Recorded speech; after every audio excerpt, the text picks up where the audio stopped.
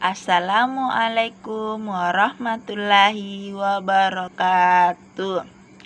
Pada kesempatan ini kita akan belajar bahasa Indonesia. Bab 1. Berita seputar Indonesia. Pada era globalisasi saat ini, hampir setiap hari di media sosial, media massa, maupun di media manapun, berita menjadi konsumsi kita sehari-hari. Oleh karena itu, kita harus benar-benar bijak dalam memilih berita. Jangan sampai berita tersebut adalah berita hoax atau berita fakta. Kalau dia berupa berita hoax atau berita yang tidak benar, maka kita tidak boleh menyebarluaskannya. Tetapi kalau dia benar-benar berita fakta, maka kita dapat menyampaikan informasi tersebut kepada seseorang melalui media sosial atau media manapun. Adapun contoh berita saat ini yang sedang dibicarakan seperti contohnya banjir bandang yang menimpa Luwu Utara, Sulawesi Selatan.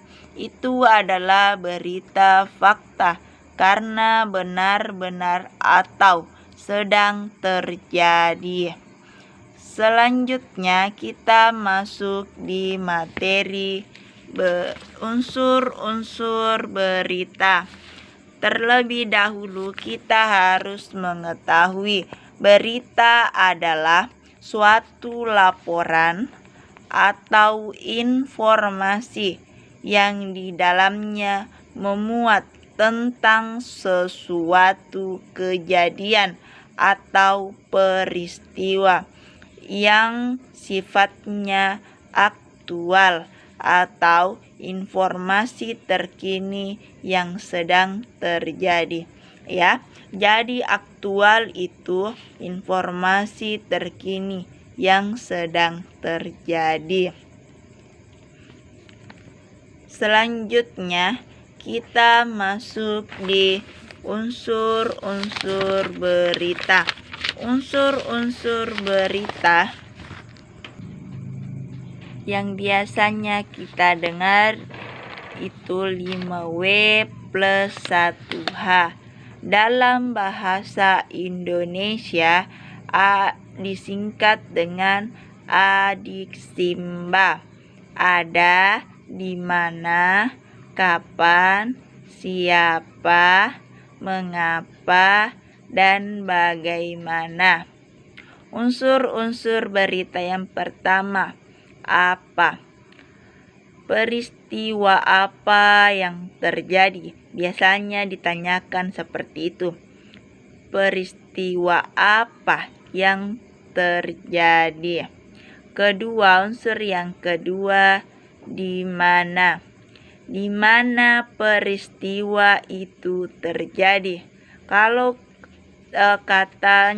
kata di mana yang ditanyakan, berarti dia keterangan tempatnya yang ditanyakan, di mana peristiwa itu terjadi.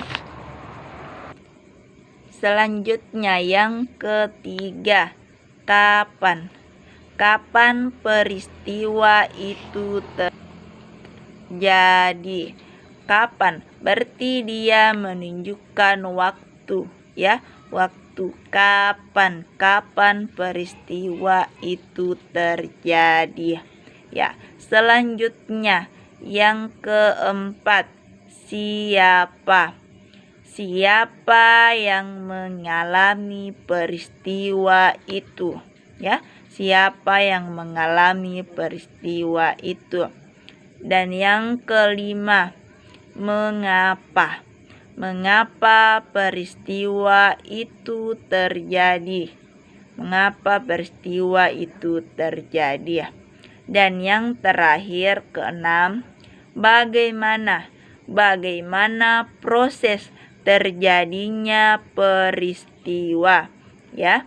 Dari keenam unsur-unsur berita tersebut, yang seperti Ibu tadi dijelaskan bahwa disingkat dalam bahasa Indonesia yaitu adiksimba, supaya kita bisa mengingatnya bahwa adiksimba berarti ada, di mana, kapan, siapa, mengapa, dan bagaimana. Oke anak-anak, mungkin cukup sekian materi kali ini. Selamat belajar di rumah. Semoga anak-anakku sekalian sehat selalu dan COVID-19 ini segera berakhir sehingga kita bisa berkumpul kembali di sekolah untuk belajar. Amin amin ya rabbal alamin. Wassalamualaikum warahmatullahi wabarakatuh.